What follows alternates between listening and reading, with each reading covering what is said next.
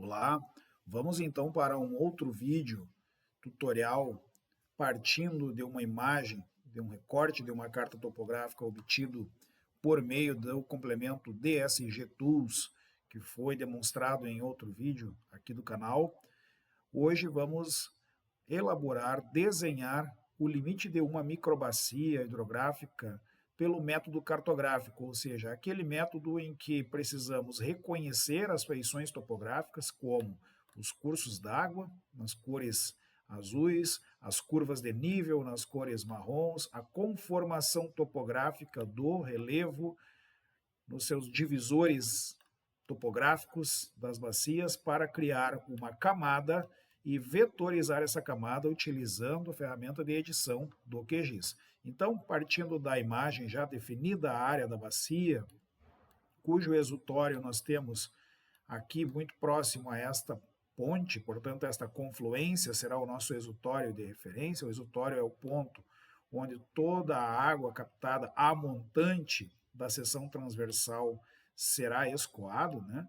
Então, esse é um conceito da hidrologia. Nós vamos aqui criar uma camada vetorial, portanto, aqui adicionar uma camada por meio do ícone de adicionar uma camada vetorial ou pelo menu adicionar, criar uma nova camada shapefile. Poderia ser também uma nova camada geopackage, mas vamos trabalhar com o shapefile, que ainda é o mais utilizado. Aqui o nome do arquivo nós vamos chamar de bacia arroio do meio. Observem que eu escrevo sem acentos, escrevo sem espaços em branco, para que a gente não tenha problemas de processamento dentro de uma pasta no disco local C.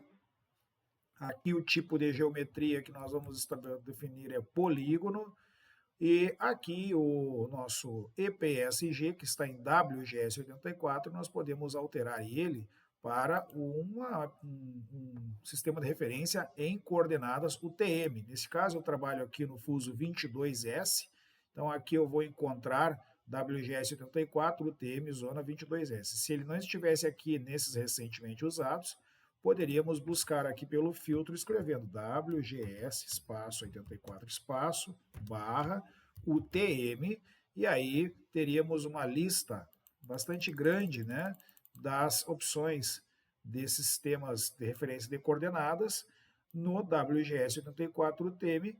Como a gente já sabe que a sintaxe escrita assim tem um espaço e depois aparece a palavra zone e o número do fuso, aqui 22, no caso 22 sul. Aqui definimos então o sistema de referência de coordenadas para termos o resultado depois em metros.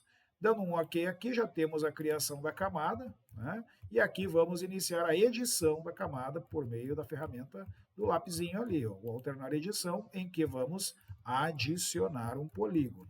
Como que será feita a delimitação?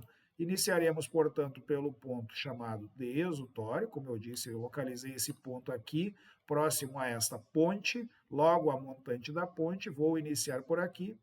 E aqui nós vamos observar, a partir de agora, as curvas de nível, os elementos da paisagem. Então, vamos pegar aqui bem na confluência, iniciar o percurso pela estrada. A estrada aqui ela está sobre uma planície de inundação, portanto, ela se torna um divisor.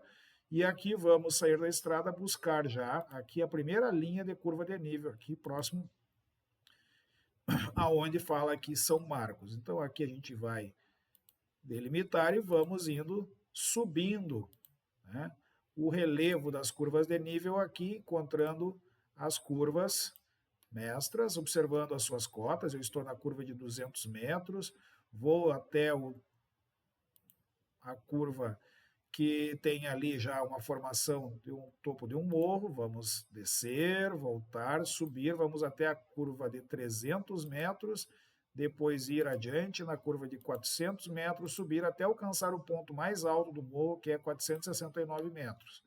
Vamos agora descer, percorrendo as linhas das curvas de nível, buscando sempre o ponto médio das curvas, passando sempre pelo meio dos platôs, nos topos de morros. Ok?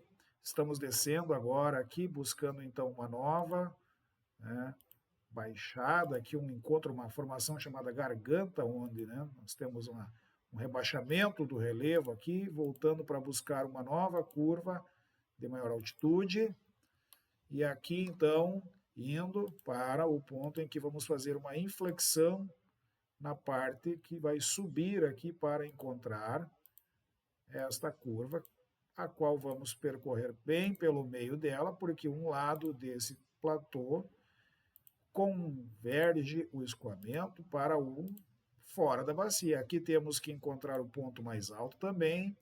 Vamos aqui buscar então essa delimitação para esta posição aqui, buscando sempre percorrendo a conformação do relevo, neste caso aqui do espigão, que forma o divisor de águas, e aqui vamos já retornando o desenho da bacia, descendo o relevo em direção ao seu exutório, buscando aqui uma adequação. É importante que se diga que esse tipo de levantamento, de delimitação de bacia é bastante empírico, ele pode conter imprecisões.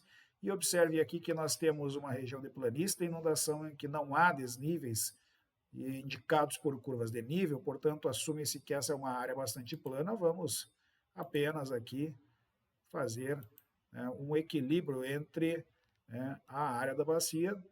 Para finalizar a vetorização, então eu estou com o meu mouse ainda preso ao desenho, vou digitar, eu teclar o botão direito do mouse, indicar um ID com o número 1 apenas para ficar preenchido, e aí temos a forma, o limite da bacia já definido, em que vamos salvar a vetorização e vamos também desabilitar a edição. Aqui podemos, inclusive, dando 2 cliques rápidos, 2 cliques, 1, 2, habilitar uma simbologia para tirar o preenchimento em preenchimento simples, símbolo simples, preenchimento, preenchimento simples. Vamos tirar o preenchimento no estilo do preenchimento sólido para sem pincel e vamos aqui aumentar a espessura para 0,5 do traçado do limite, em que nós temos aqui o limite da bacia, portanto, para observar o trabalho, como é que ele ficou, se nós não passamos a nossa linha de topo de desnível, de divisor, perdão, se não cruzamos por nenhuma drenagem, o que não, aparentemente aqui, tudo certo, tudo confere, finaliza no exutório, que é a confluência, e aqui podemos, inclusive, visualizar na tabela de tributos, a coluna ID, e por meio da ferramenta, que temos aqui a ferramenta da calculadora de campo, dentro da tabela de atributos, podemos criar um novo campo chamado área, underline HA, área em hectares, que tem ali tipo de campo decimal, que vai ter 10 caracteres, mais 3 decimais, e aqui na ferramenta podemos buscar por meio do cifrão área, o cálculo, então, cifrão área, dividido por 10.000, que é 1 hectare, 10.000 metros quadrados. Portanto, essa equação vai aplicando aí, nos dará aqui, aqui deu aqui um errinho, mas não tem problema, nos dará aqui a área 1.242,153 hectares, a área da bacia hidrográfica que acabou de ser delimitada. Muito bem, esse é um método cartográfico de delimitação de bacia que acabamos de demonstrar. Ele é um método empírico, porém um método rápido, em que, dispondo de uma carta topográfica, observando-se o seu relevo, as suas ascensões e descensões de relevo, e especialmente onde estão as linhas azuis que demonstram os cursos d'água, podemos aí fazer a vetorização de um polígono, de uma microbacia, de uma bacia hidrográfica, assim por diante. Mais adiante explicaremos por meio de outros vídeos métodos de delimitação de bacia a partir de modelos digitais de terreno, em que o resultado espera-se que seja bastante mais preciso do ponto de vista posicional e do ponto de vista da área calculada, certo? Até aqui, então, esse era o vídeo. Vamos salvar a edição, desmarcar a edição, fechar o vídeo de hoje. Muito obrigado.